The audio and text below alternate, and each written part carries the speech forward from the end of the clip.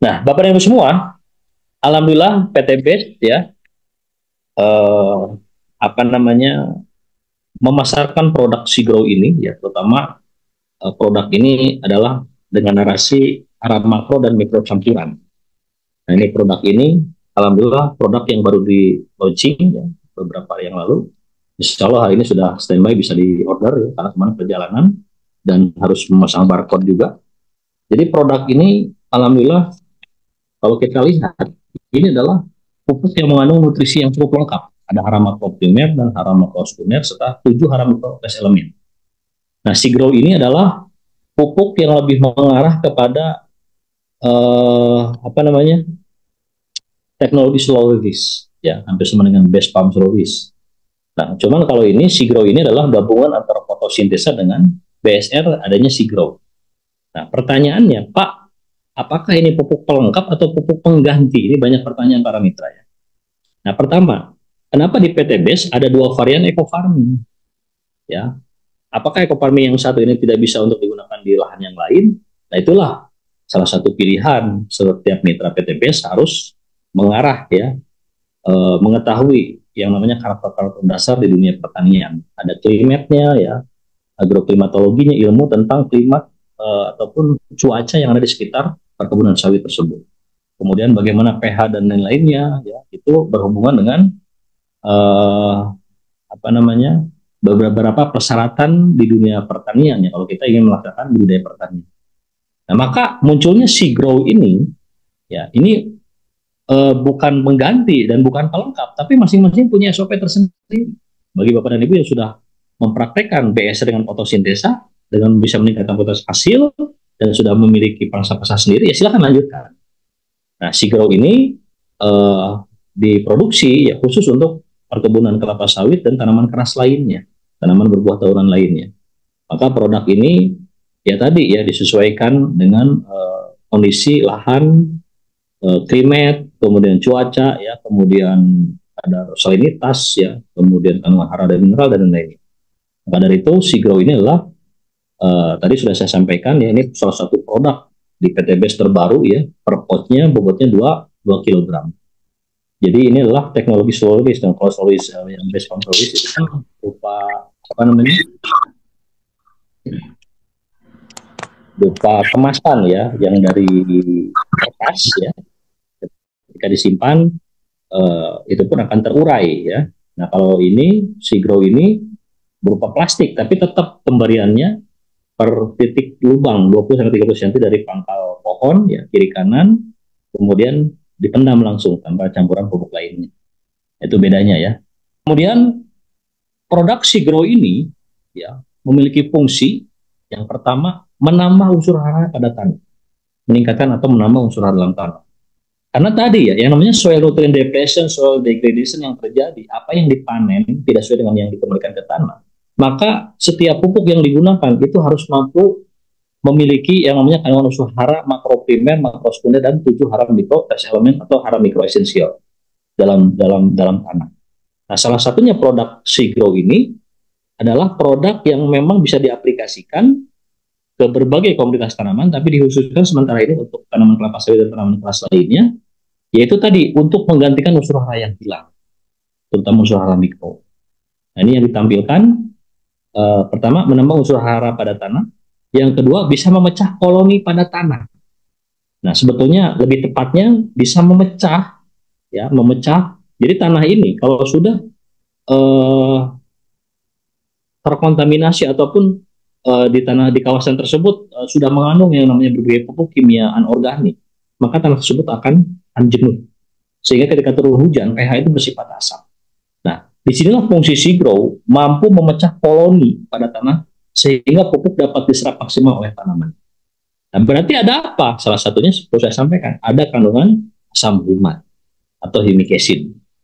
Nah, asam humat ini dibutuhkan untuk setiap tanaman, yaitu tadi, misalkan gini ya, Bapak dan Ibu semua, pemupukan konvensional para pemilik kebun sawit, mereka bisa menabur-nabur di sekitar piring. Tidak ada yang salah.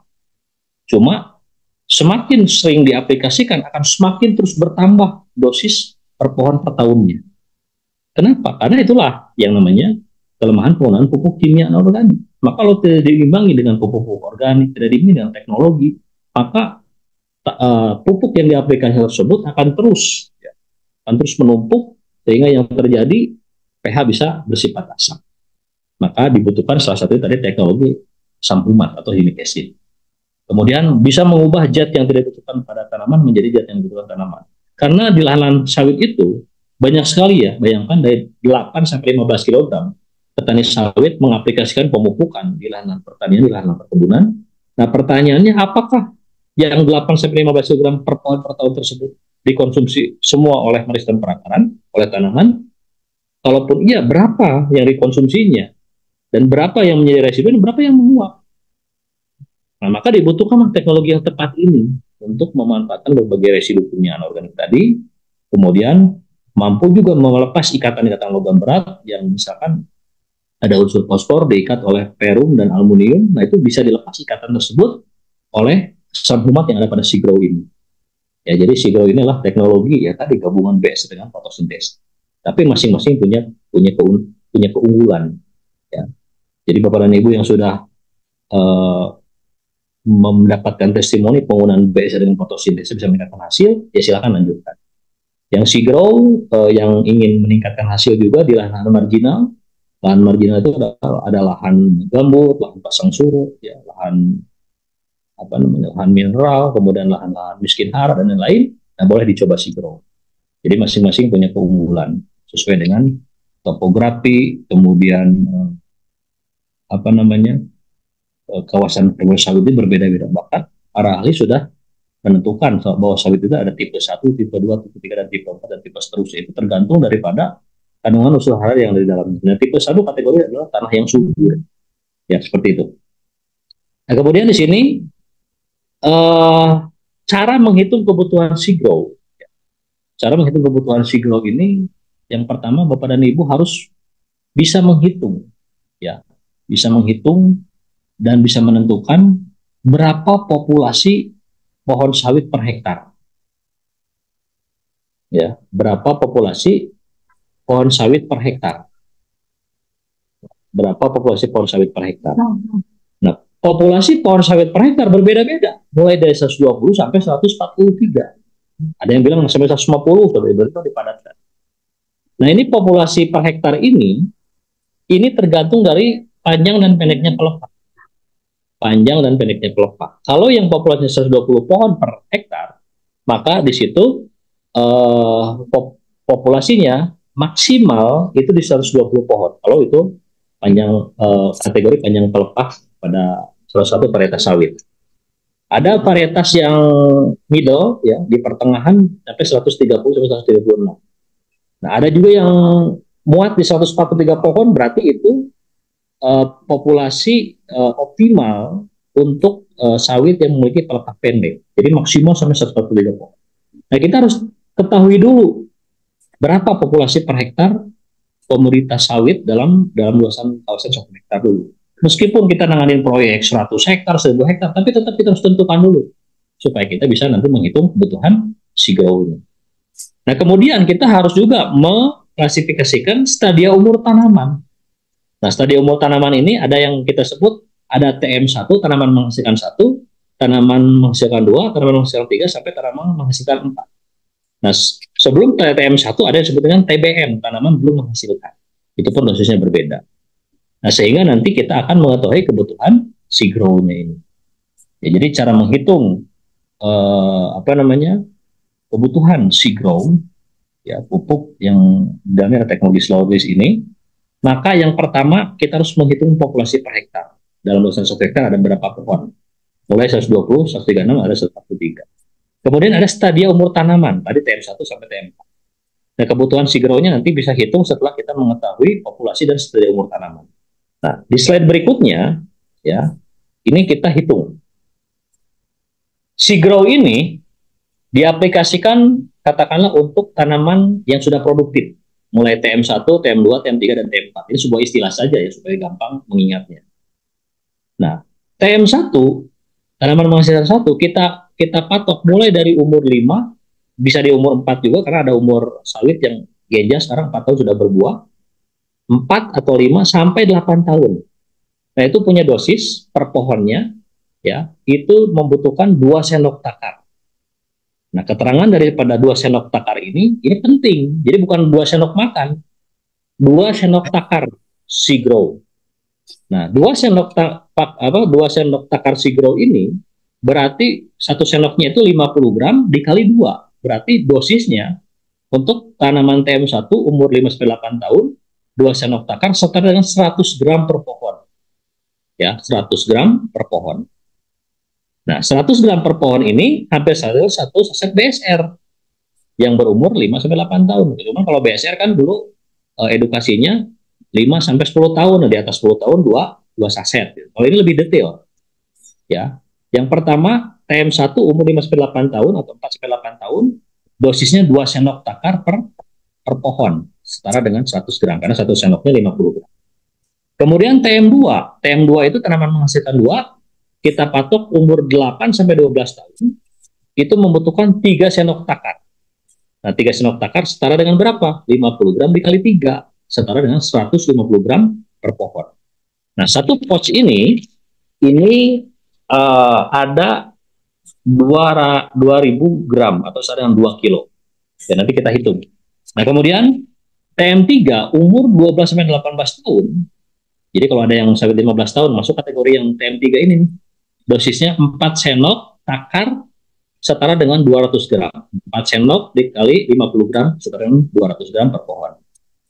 Nah, kemudian TM4, ya, T4 umur 18-25 tahun, 5 sendok takar setara dengan 250 gram per pohon. Maka kesimpulannya, satu saset atau satu pouch, bukan satu saset, satu pouch ini bisa untuk 8-20 pohon, tergantung tadi stadia tadi. Nah, maka Bapak dan Ibu semua harus mengetahui yang namanya stadia ini yang tadi nih. Jadi kita harus mengetahui ini umur berapa, kategori umur berapa. Nah, makanya ini kita bagi menjadi TM1, TM2, TM3, dan TM4 supaya kita bisa mengetahui kebutuhan si grow-nya ini. Nah, kemudian istilah TM itu adalah tanaman menghasilkan. Ada TM, ada TBM. Nah, kalau TBM itu tanaman belum menghasilkan. Nah, kemudian satu sendok takar si grow itu setara dengan 50 gram. Ya, satu sendok. Nanti kita perlihatkan ada sendoknya ya. Nah, jadi setelah kita mengetahui tadi jumlah populasi, katakanlah yang paling gampang kita hitung 120 pohon. Kemudian stadianya ini masih TM1 di umur 5-8 tahun. Dosisnya 2 takar sendok setara dengan 100 gram per pohon. Nah, maka di slide berikutnya kita hitung. Ya, populasi 120 pohon per hektar, stadianya TM1 di umur 5-8 tahun atau 4-8 tahun pun boleh, karena memang sudah ada sawit yang berumur 4 tahun ya. Teknologi ya supaya lebih genjang. Nah, kemudian di sini ada cara pengaplikasiannya. Dua cara pengaplikasian, ada dosisnya dulu. Aplikasi pertama, jadi intinya aplikasi ini per 3 bulan sekali ya. Nah, sebelum ke sini kita lihat ini dulu. Aplikasi ini per 3 bulan sekali, interval aplikasi pemupukan setiap 3 bulan sekali. Kemudian aplikasinya diaplikasikan aplikasi dengan jarak 20-30 cm dari pangkal pohon, kiri dan kanan, atau masing-masing per lubang itu 50 gram atau 1 sendok takar per lubang. Hati-hati Bapak dan Ibu kalau mengedukasi ya, sendok ini jangan sampai berhenti di situ, tapi harus ada sendok takar. Jelas sendok takar apa? Sendok takar Sigro yang sudah ada dalam dus yang setiap ini sudah disediakan. Ya. Nah, jadi ini cara pengaplikasiannya. Ini kita hitung yang gampang dulu lah, kita menghadapi yang namanya tanaman TM1 umur 5-8 tahun atau 4-8. Aplikasi pertama, setiap tanaman membutuhkan 100 gram per pohon atau setara dengan 2 sendok takar. Berarti sudah dipastikan tadi 1 sendok takarnya adalah 50 gram. Nah, 100 gram per pohon, aplikasi pertama ini, itu dikali 120 pohon, maka membutuhkan 12 kg satu kali aplikasi atau satu dus. Jadi satu dus itu isinya 6 pouch. Nah, 6 pouch itu setara dengan 6 pouch dikali 2 kg setara dengan 12 kg. Jadi satu kali aplikasi cuma satu dus saja, bobotnya 12 kg. Nah, kemudian aplikasi kedua, ya, dibutuhkan juga yang namanya 100 gram per pohon per 3 bulan sekali kan. Jadi 1 tahun ada 4 interval aplikasi, jarak 3 bulan sekali, jadi 4 kali aplikasi. Nah, kemudian aplikasi kedua 100 gram per pohon setara dengan 2 sendok takar kali 120 pohon, membutuhkan 12 kilogram. Aplikasi ketiga juga 100 gram per pohon setara dengan 2 sendok takar per pohon kali 120 pohon, 12 kilogram. Nah, bagi Bapak dan Ibu yang uh, menghadapi yang namanya stadia umurnya tetap TM1, tapi populasinya ini berbeda nih, ada 136, maka ini pun akan berubah. Kita harus menghitung ulang. Nah, ini secara gampangnya kita tentukan dulu di 120 pohon saja yang paling gampang. Meskipun kita berhadapan nanti yang 143 pohon, tapi dasar penghitungannya seperti ini. Aplikasi pertama, kedua, ketiga, dan keempat, setiap 3 bulan sekali, dosisnya 100 gram per pohon atau 2 sendok takar per pohon. Nah, semuanya jika sudah 20 pohon, maka jumlah kebutuhan SIGRO per hektar itu membutuhkan 48 kg atau setara dengan 4 dus. 4 dus itu 12 kg ya dikali 4 setara dengan 48 kg. Ya. Nah, satu dus itu isinya 12 kg.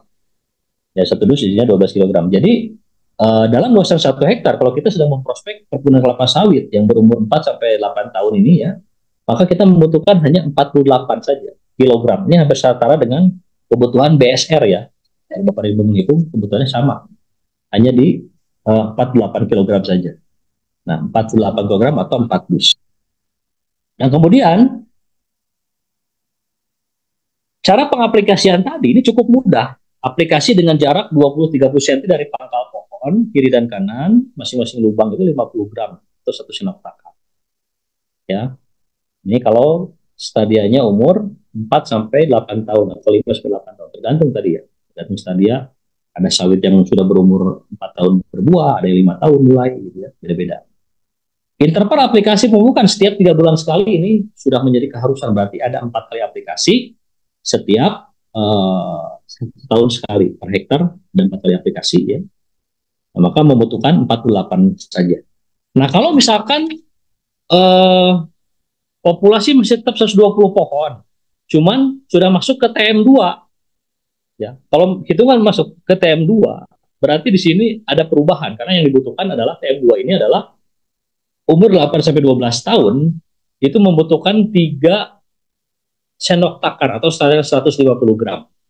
Nah, insya Allah nanti slide berikutnya saya berikan contoh kalau misalkan populasinya tetap sudah diketahui 120 pohon, cuman TM2 kisarannya karena sawitnya umurnya 10 tahun kan, 8 sampai 12 tahun. Nah, kalau kalau TM2 ini berarti dibutuhkan 3 sendok takar.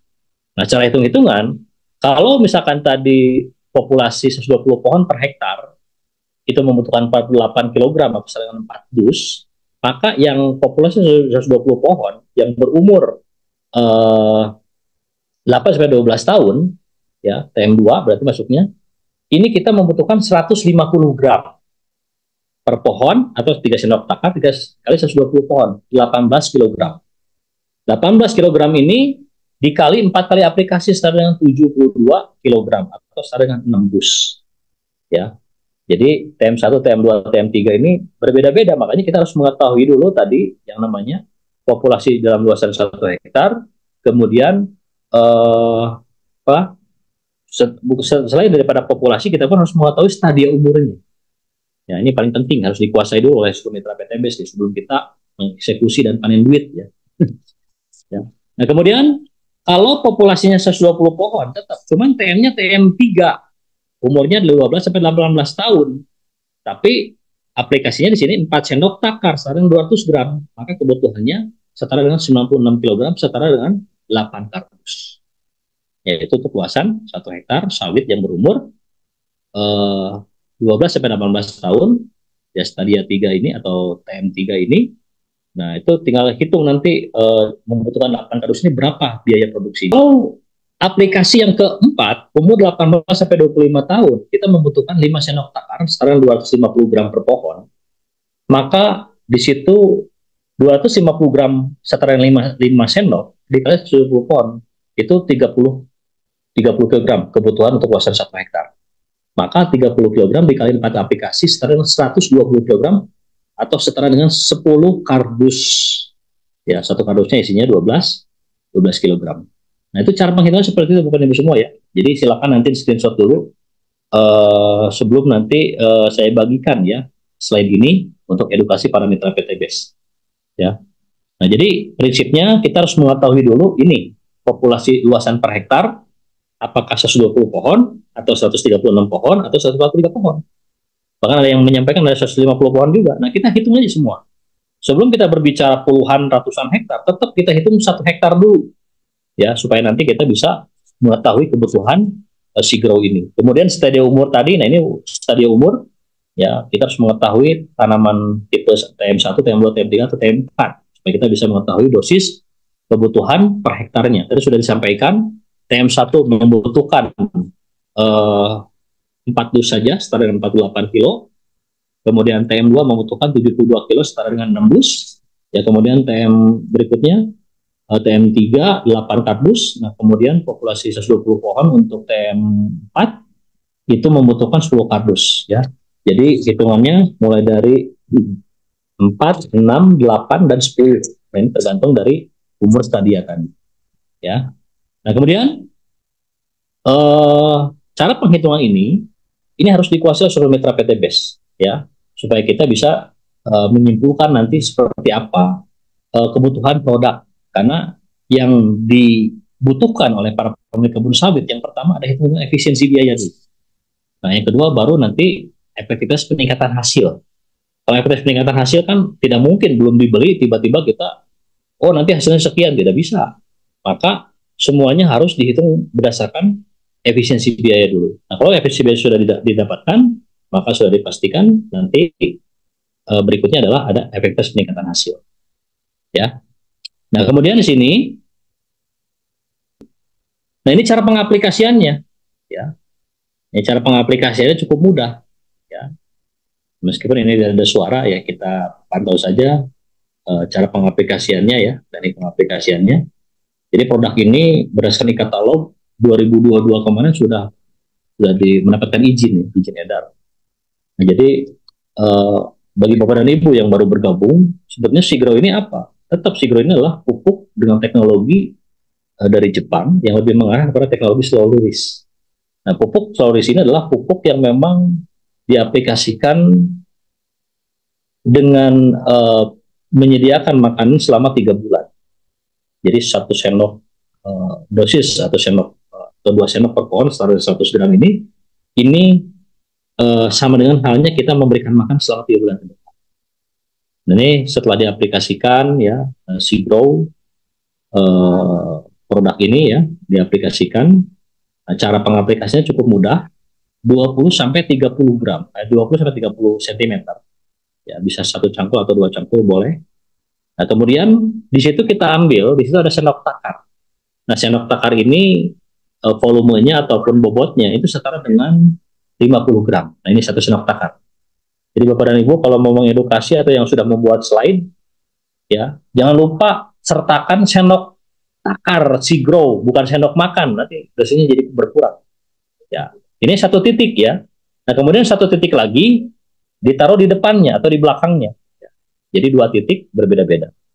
Pak, bagaimana kalau yang dosisnya 4 sendok takar, boleh nggak dibuat 4 titik? Ya boleh-boleh saja, nggak ada yang larang. Yang penting nutrisinya benar diaplikasikan sesuai dosis yang direkomendasi dari produsen. Nah, ini tutup saja. Jadi ini lebih simpel ya. Nah, kemudian Pak, secara teori apakah nutrisi ini dikonsumsi oleh meristem perakaran berupa adatan? Ya tetap semuanya harus berupa larutan. Nah, karena dari teknologi SeaGrow ini ada moisture. Moisture ini adalah pelembab yang ketika kontak dengan relatif humidity atau kadar air yang ada di udara ini. Nah, itu pupuk itu akan lembab sehingga mudah diserap oleh meristem perakara. Nah, jadi ini cara pengaplikasian SeaGrow ya cukup mudah ya. Cuman berbeda dengan BSR ya yang diaplikasikan bisa di rendam dengan sasetnya ya, yang berupa kertas ya. Kalau ini sudah berupa serbuk yang ditakar melalui sendok takar. Sawit yang berumur 5 sampai 8 tahun, nah itu dosisnya adalah 2 sendok takar atau setara dengan 100 gram. Nah, itu cara pakainya begitu saja. Kemudian di sini ada lagi Bapak semua video yang memang dari siapa dari produsen. Aplikasi Saigro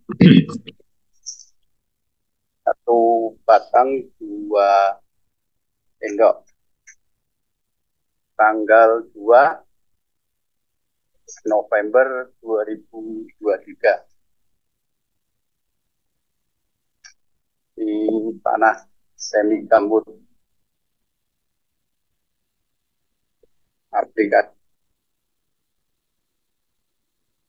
Aplikasi Saigro yang sawit umur 17 tahun. Nah, kalau hitungan tadi ya, kita melihat stadia, ini sampling saja ya. Kita melihat umur sawit yang 17 tahun masuk ke mana gitu kan. Nah, kita ada rumus ini. Ya, kalau misalkan stadia itu umur 17 tahun berarti masuk ke TM3 dia. Umur 12 sampai 18 tahun atau 17 tahun ada di sini. Ini masuk ke TM3. Pak, bagaimana kalau pas tepat di umur 18 tahun masuk ke mana nih? TM3 atau TM4? Gitu kan? Ya, mau menggunakan TM4 tidak ada masalah, menggunakan TM3 tidak ada masalah, karena ini batasan saja, ya, hanya batasan saja. Nah, misalkan tadi 17 tahun dibutuhkan 4 sendok. Nah, 4 sendok ini bisa kiri kanan, samping kiri, samping kanan juga ya. Jadi ada 4 titik pun tidak ada masalah. Atau satu lubang, 2 sendok takar, kemudian ada 2 lubang, berarti masing-masing 2 sendok takar itu pun bisa. Nah, kalau misalkan seperti ini bagaimana Pak? Kalau TM4 umurnya 20 tahun, kita buat 2 lubang saja, 3 sendok di sebelah seberang ataupun yang ada kita tempat kita, yang sebelah lagi seberangnya 3 dan 2 boleh tidak ada masalah. Yang penting dosis per pohon per tahun sesuai dengan stadia umur tanaman tadi. Tadi ada pertanyaan lagi, Pak, kalau misalkan pas tepat di 12 tahun, ini masuk kemana nih, TM1, TM2 atau TM3, atau TM2 atau TM3 gitu. Karena 8 sampai 12, 12 sampai 18. Nah, boleh pilih salah satunya. Kalau ingin terbaik, ya berarti yang memang menginjak 12 tahun, nah itu kita berikan ke TM3 saja, supaya dosisnya memang betul-betul sesuai dan ideal. Tapi yang di bawah 12 tahun, atau sampai 8 sampai 12 tahun ke bawah, atau di antara itu, nah itu baru masuk ke TM2. Jadi, Bapak Ibu semua, untuk analisisnya, sengaja belum saya masukkan ya, supaya tidak terlalu pusing juga nih, karena ada hitung-hitungan nanti berapa luasan 1 hektar setiap petani pemilik kebun sawit membutuhkan biaya yang dikeluarkan. Ya, secara hitung-hitungan jelasnya jauh lebih murah dibanding penggunaan pupuk yang lainnya. Ya,